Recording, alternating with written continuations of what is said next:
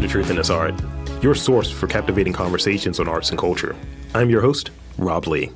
And today, I am thrilled to welcome my next guest, a devoted father of 3 boys, an angel investor, and the chief ecosystem and relationship officer at UpSurge Baltimore, where he works tirelessly to cultivate regional and national relationships and collaborates with a diverse set of partners to create more opportunities for tech sector growth and job creation, particularly for underestimated founders. Please welcome Kory Bailey. Welcome to the podcast. Hey, it's great to be here. Thanks for having me. Thanks for coming on. Thanks for making the time. And I want to start off with, sort of this origin story, background sort of question. Sure. So, can you tell us about your background growing up in North Carolina? Yeah. You said a Cackalack, or what are we doing here? Yeah, the North Cackalack. Oh. Yeah. Shout out to Petey Pablo. Yeah, grew up in Durham, North Carolina. So, kid of the 80s and 90s. Durham was a really interesting place to be. Very, very much like Baltimore, a majority black city. A lot of folks lost their jobs after tobacco and textile industry went down, and obviously when people lose opportunity, crime, people are sort of out there in survival mode. So we had a lot of violence as well. It's funny because we moved to Baltimore summer of 2018, and my dad, who's from Philly, asked me a couple months in, what's Baltimore like? And I said, it's kind of like Durham meets Philly. It's got that big city bone structure, but town folk live here. Like, people talk to you. So growing up in Durham, a tight-knit community, I still have a lot of friends, and my godmothers are there and holds a special place for me. But call Baltimore home now, and it's the place that I've lived over the last 10, 12 years that feels as close to home as possible. So still got love for the Bull City, though, even though I'm a Carolina guy. This guy. Thank you for that. And so I had this sort of second part to this question. So having sort of that background and that foundational, I think you might be the second person from North Carolina that I've had on, which is interesting. We'll talk about the other one afterwards. You might know you might know. So talk about how maybe some of your experience in sports and some of this other background that you have kind of helped as you shifted into being an entrepreneur, shifted into the work that you're doing today. And I think this is why it's sort of that origin story question. Mm-hmm. What are some of those things from your past that may help you in what you're doing today? Yeah, sure. I grew up sort of loving 2 things, right? Sports and technology. Anything Nintendo, computers, Sega, all of the games that we would play and sort of downtime from playing sports, you tinker with things, and I enjoyed both. I was a team sports guy, so I played baseball, basketball, football, even ran track. I lettered in 4 sports in high school because I was the kid that just couldn't sit down, and the kid who loved being around people. Yeah. And in particular, football, which I was able to play in college at UNC and then for a couple of years after, I believe it's one of the greatest team sports because it takes all kinds of people to build a successful team.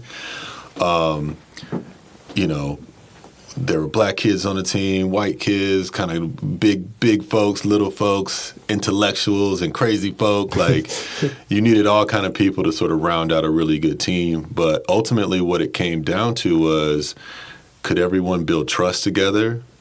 Could they commit to one purpose, one mission? And could they go out and execute together with that shared vision? And ultimately that's great training ground for entrepreneurship, especially in the tech world. You have to have trust in the people you're building with. You've got to be committed to it. You got to know it's going to be hard, and there's going to be changes and pivots along the way. So growing up in sports, and I think any athlete can attest to this, it just sort of builds your capacity for change, for challenge, and for sort of reaching a shared goal, shared opportunity. So I'll always attribute any team that I'm on that's successful sort of to the background of being an athlete and being in sports. Thank you. That's the best possible version of that answer. So shout out to you. I love that. I've had different versions of that. Yeah, man, it's like when you tackle somebody, right? It's great. It's like It feels so good. You can't do that in the. But yeah, I think it's really interesting as you were describing it. It made me think of two different things, and everything is a movie reference for me, right? Yeah.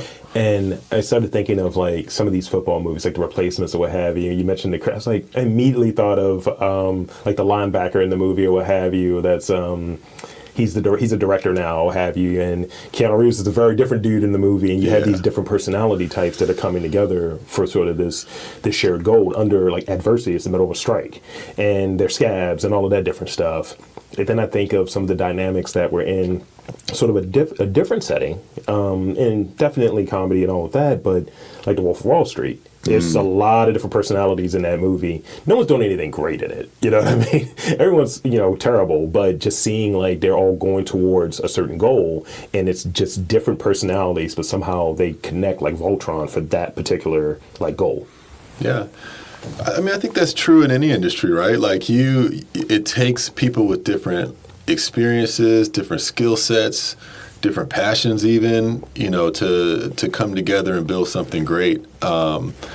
There's data out there that supports, diverse teams, diverse leadership groups. Those businesses always outperform the ones that are just, cookie cutter versions of the same person at each level, right? But I love that. I love making sports analogies and movie references too. And Remember the Titans is probably the quintessential people of difference come together to do something great story. And I know that we got Jeff Cherry is an old TC Williams coach, so shout out to Jeff who's doing some great stuff in our ecosystem as well.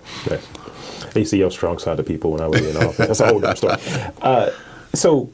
You touched on it. You touched on tech, so I got to go into it. What is Equitech for those who aren't dipped? Yeah, sure. I mean, it's language that we've sort of come up with at UpSurge to describe this vision that we have for Baltimore of being the most inclusive tech economy in the world, really. We've seen sort of what Tech City 1.0 looks like, right? San Francisco, Boston. Tech 2.0 is kind of Pittsburgh, Detroit, Nashville, Austin. And in each one of those cases, a byproduct of their growth in the tech sector was gentrification, dislocation. The real people who provide history and culture for those cities being moved out, Brooklyn, Harlem, they're not the same places as they used to be because of gentrification. And I firmly believe that Baltimore is primed to grow, but the culture of Baltimore won't allow for gentrification and dislocation. So we have to have smart ways to grow. We have to do it in a different way than those cities did. So Equitech is the language of what we believe Tech City 3.0 should look like, inclusive growth, and the opportunity for everyone from every zip code to feel like they belong in tech and that they can grow a successful business here. So how you mentioned UpSurge, so I asked the question out of order, maybe intentionally, but and thank you for that answer. It's like it's like a combination of words, So how did you get connected to like UpSurge, like, and what is about like UpSurge that really resonated with you and like brought your attention to put your time, effort? I've seen you everywhere, so you're out there with that banner, that flag, if you will. Well, and that's a great question, and I'll answer it in a way that hopefully resonates because this is what happens in Baltimore. This is the magic of Baltimore. These serendipitous sort of close ties and connections that happen. I was coming out of the pandemic, looking for my next opportunity to make an impact on the city and sort of just looking into the different tech opportunities. And I got a call from a friend of mine, Jason Bass, who you probably know, who take one step behind. He and our sons were all at the same school downtown. Take a step further back than that, I ended up finding out he was the Baltimore entrepreneur and creative that took a reporter around for a Southwest Magazine article that I read when I came to House Hunt here. I was referred to that article by my good friend Juan Webster, who I went to school with at UNC. Well, then you know who I'm talking about then from earlier. And it's just one connection to the next, right? And so I'm getting ready to take this tech opportunity. I have a offer in hand, negotiating some of the terms, and he sends me the job description for UpSurge. And he says, I think you would be perfect for this. I told Jamie McDonald about you. She's our CEO. And I said, hey, man, this looks phenomenal. Yeah. Like inclusive tech growth, I'm all about that. Like, sign me up. But I'm getting ready to take this other opportunity. And he said, well, I'll just intro you guys and let you guys take it from there. Made an email intro. I was actually getting ready to head out west on a family history project that I was doing to meet with my uncles. And she said, hey, before you sign that other offer, like, let's talk. So a phone call the next day. We were scheduled to talk maybe a half an hour, ended up talking for an hour and a half. And she sort of laid out this 10-year vision for how we could grow the tech economy in Baltimore, how we could do it in a different way than most cities did. And by the end of that conversation, she said, this feels right to me. And I said, it feels right too. Yeah. And so I ended up calling that other company the next day and saying, hey, I've got good and bad news. Good news is I get to be in Baltimore and working in tech.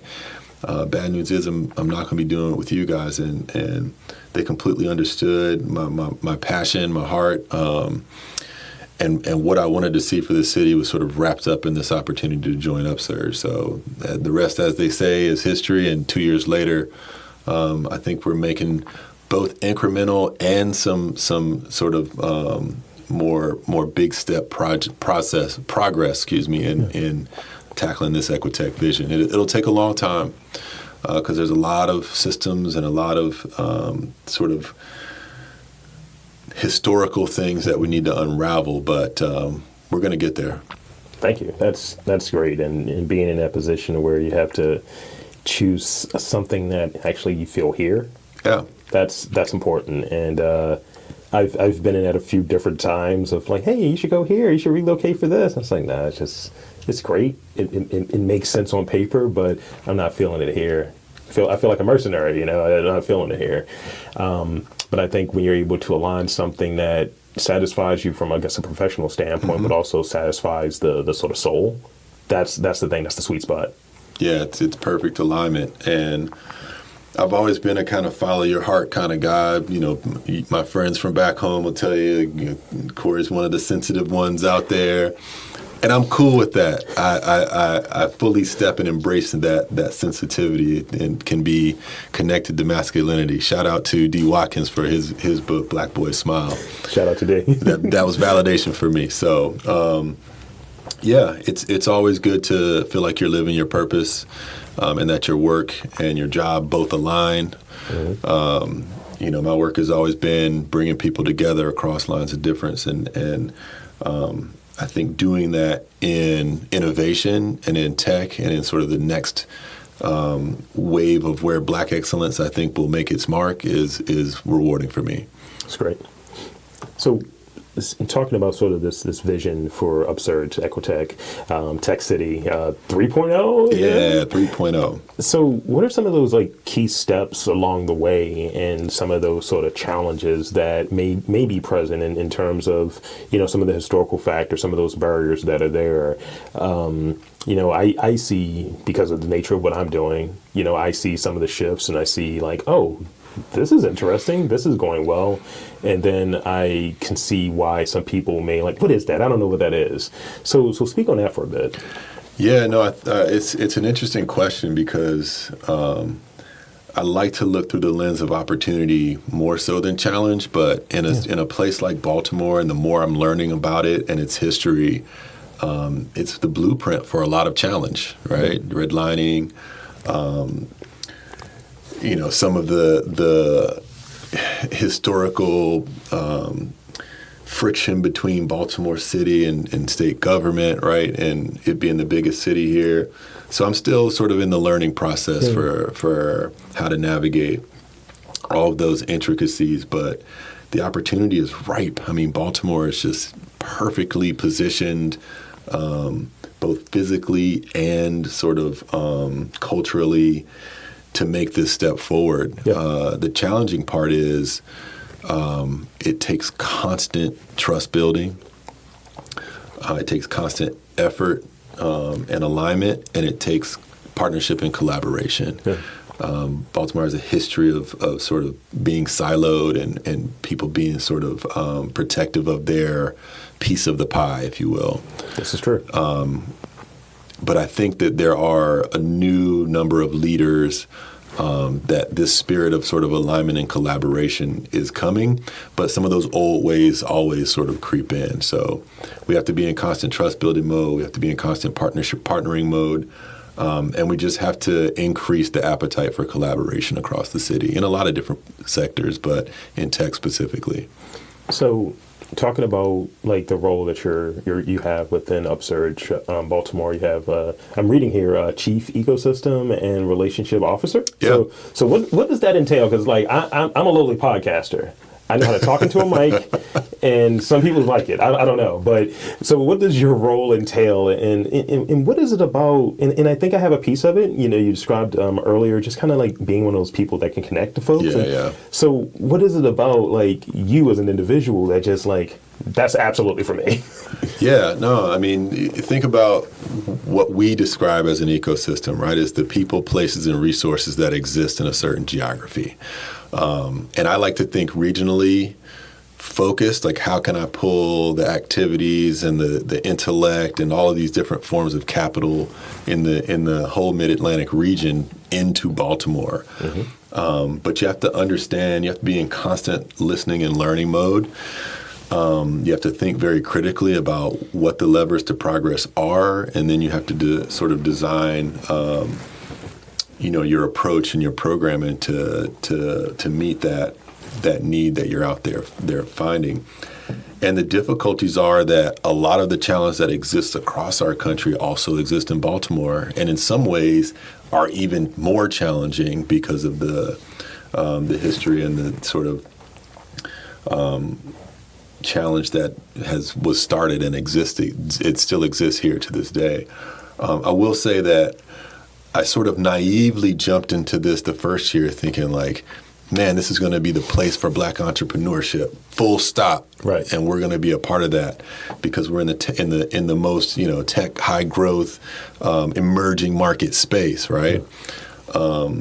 But a lot of the entrepreneurship that's happening here are community businesses, small businesses, and there is a big effort and push to get more Black ownership of downtown businesses as well. We also have to think of the lens of when we say tech growth, we want any entrepreneur to be able to be successful here. We have to tell those success stories and have those proof points where companies are raising large amounts of money, exiting their companies for 10x than what they started. And a lot of those companies doing that to date are frankly white-led, right? Yeah. They're coming out of the universities, they're coming out of Hopkins. So we have to do a little bit more grassroots building towards having more parity in terms of the percentages of demographics in our city. And also, you want to be helpful to the person who has a community-based business. Yeah. So if you're kind of screaming that your lane is tech, you have to work in collaboration to make sure everyone is supported and that you know the right sort of places to send those entrepreneurs. So for me, I'm like, come one, come all, let's do this. When I first started this work, my friends would be like, well, what are you exactly trying to do? I said, man, we're trying to turn Baltimore into Wakanda, man. Like, this is about to be the place for culture, tech, innovation. We're about to do it all. And you have to realize it's no one organization's responsibility to do it all. You have to do it in collaboration with the organizations that are already out there and have been for a long time leading this work. So we're getting to the place, I think, where we're finding our lane. And for me, it's about continuing to build trust, continuing to understand what everyone does well, and how can we put that into a model for our founders to succeed. I'm hearing the theme, the collaboration, the different personalities coming together, that sort of where we started at. So yeah. I'm hearing that, and I love that. So I read over a bit of the 2030 report. UpSurge Baltimore is like Equitech 2030 report. So what were some of the key themes and recommendations that were there? Like, how did we get to some of these things? And I know the collaboration is a big piece of it. I 100% agree. Yeah. And I kind of get that. I think we are too siloed, whether it be from I don't go over east. It's like, it's just 20 minutes away. What are you saying? Yeah. Or that's, frankly, that's white people stuff. I don't do that.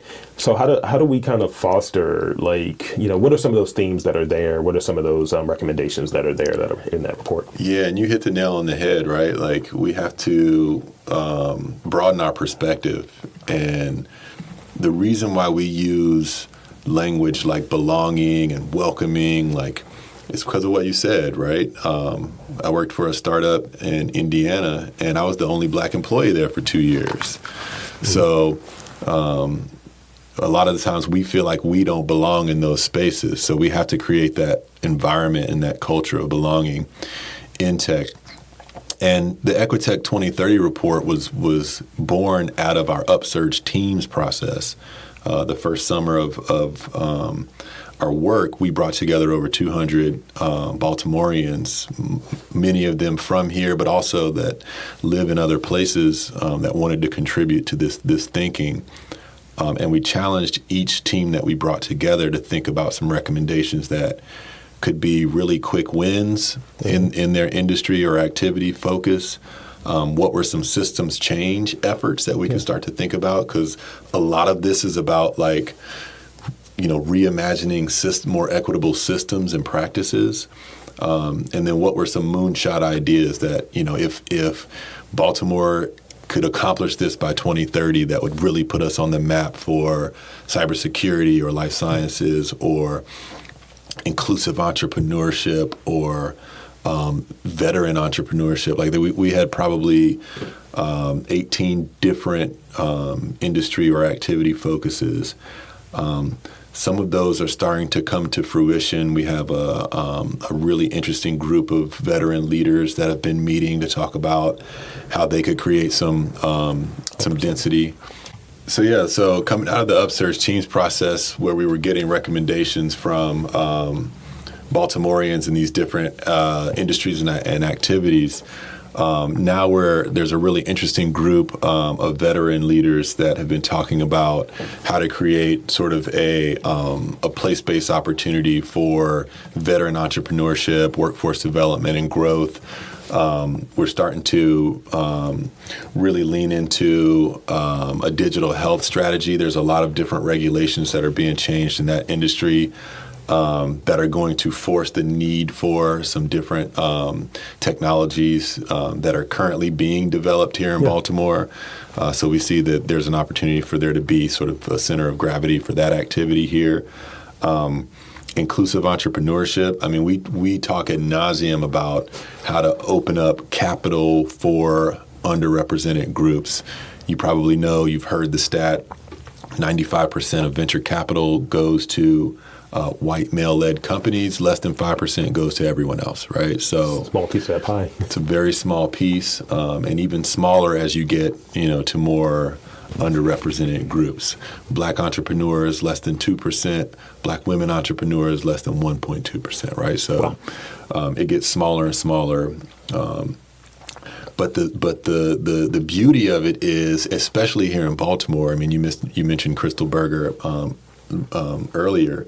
We have a very strong base of Black women entrepreneurs here, and Black entrepreneurs, period.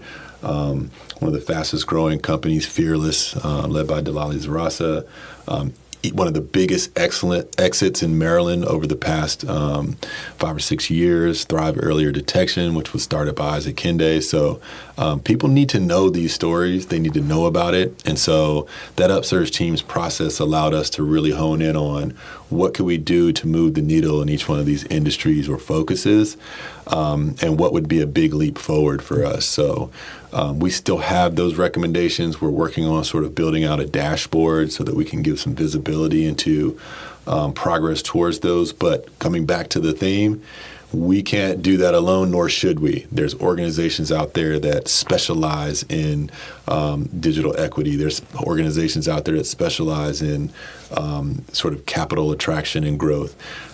So we have to sort of, lean into the leaders in those different industries and those different focuses and support, the growth of those sectors or activities the best way we know how. So it has to be a group effort. And like you said, there's no shortage of organizations and companies and corporations in Baltimore that can provide the leadership in some of those activities. And so we just need to understand who they are, partner with them, give them the resources or support they need.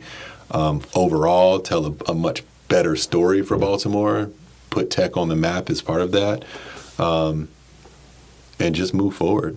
Thank you. Yeah, and I think it's interesting where I was able to interview Delali, so shout out to Delali. But yeah, it's one of those things where as I'm listening to it, to what you're saying, it's like I'm just thinking like, yeah, this makes sense.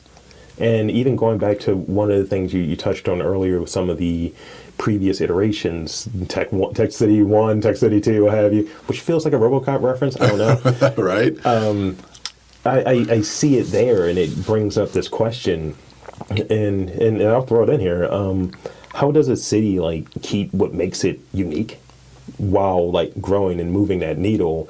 And I think you touched on it, but I'll say what I think, and you chime in if you will. But I think it's still collaboration. Yeah. I think if you're keeping folks out for whatever reason, like some of these other cities may have done, then it's just, this city is just not its unique thing anymore. Yeah. It's like when you think of what is the visual language of a place, what are the hallmarks of a place, and then it's just like, we're trying to copy DC, we're trying to copy this. Then you lost the thing that makes you unique. Yeah, you don't want to copycat at all. And the more I experience and live and love Baltimore, the more confident I am that that's not going to happen here. Yeah. I always like to say that Equitech sits sort of at the epicenter of culture and innovation. Just the same way that, Black culture has sort of become popular culture. Yes. Music, fashion, streetwear is high fashion now.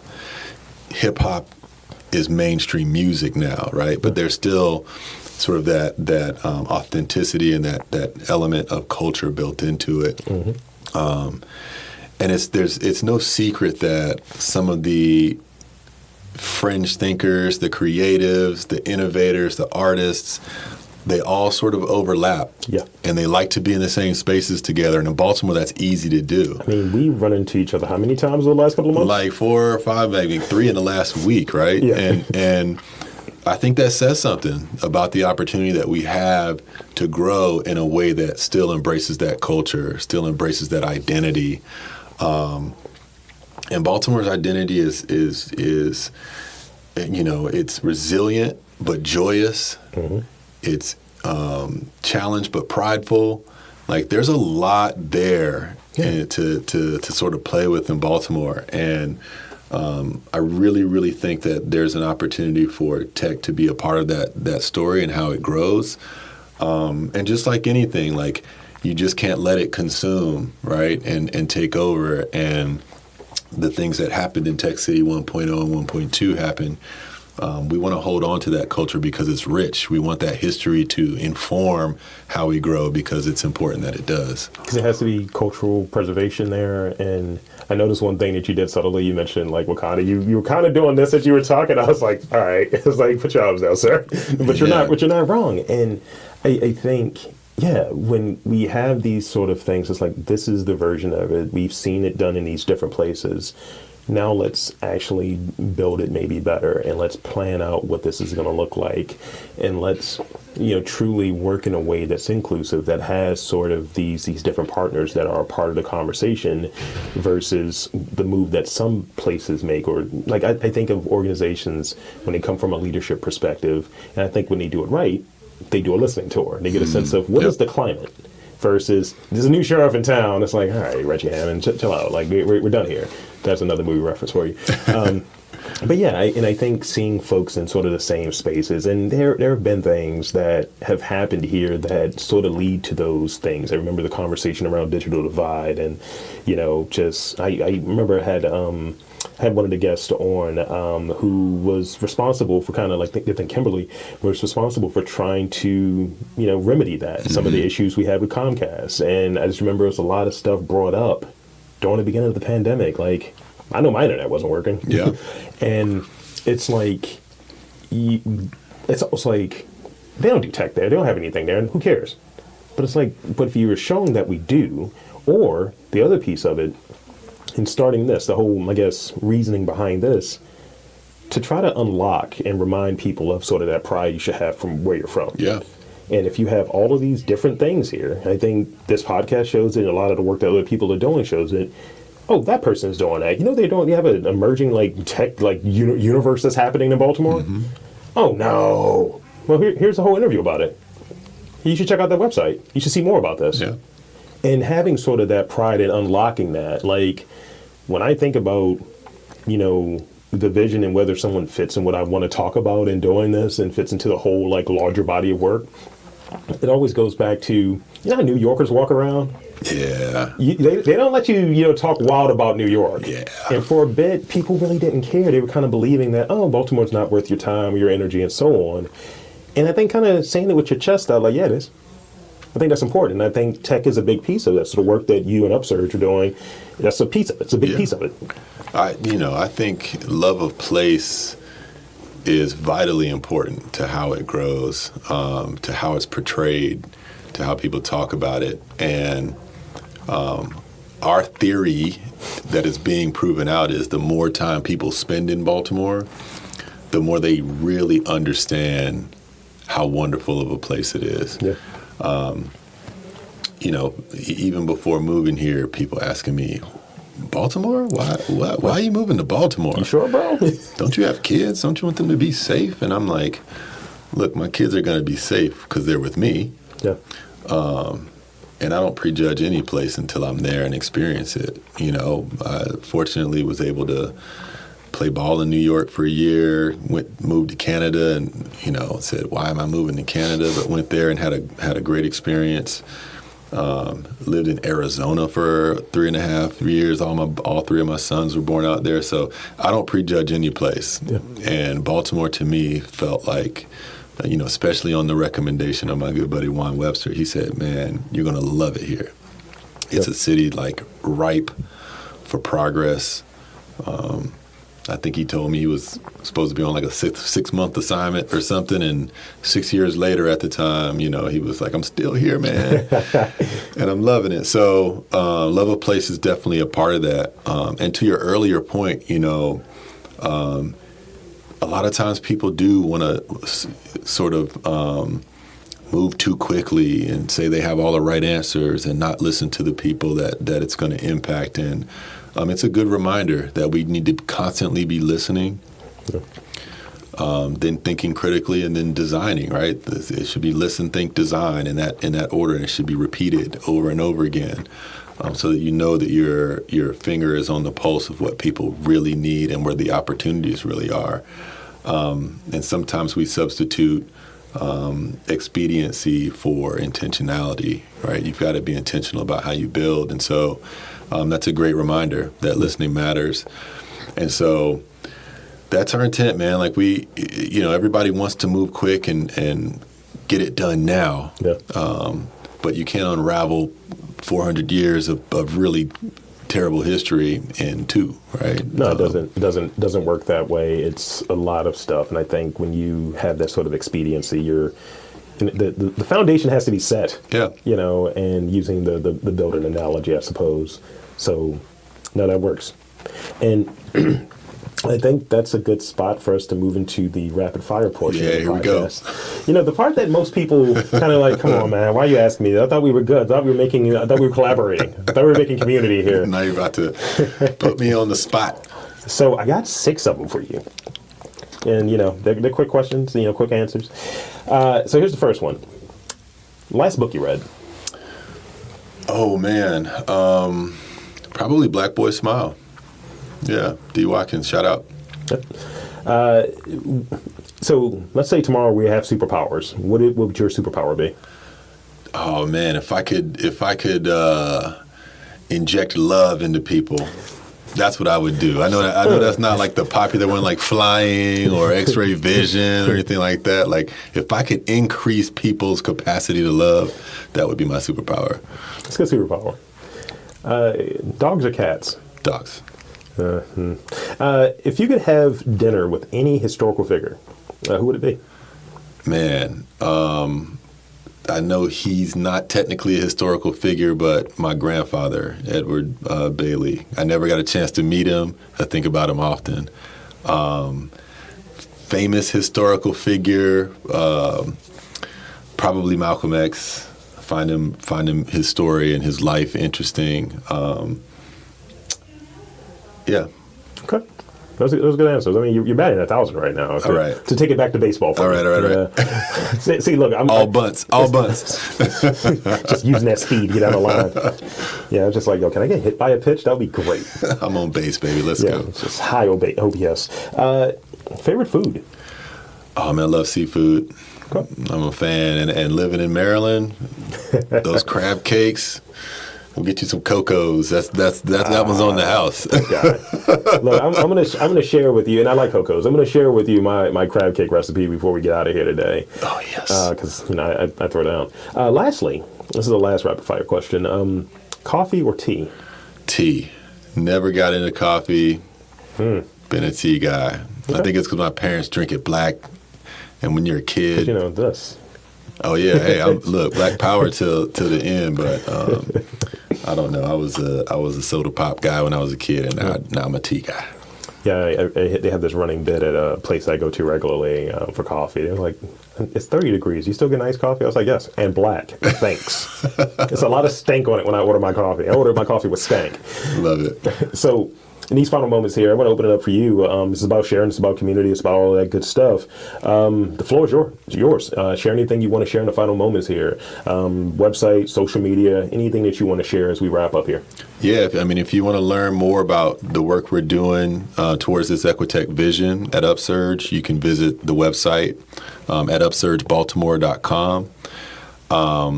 Follow me on Instagram at Kory with a K, Kory, Bailey 12. We do a weekly happy hour at Guilford Hall Brewery from 6 to 8 every Tuesday called Equitech Tuesday.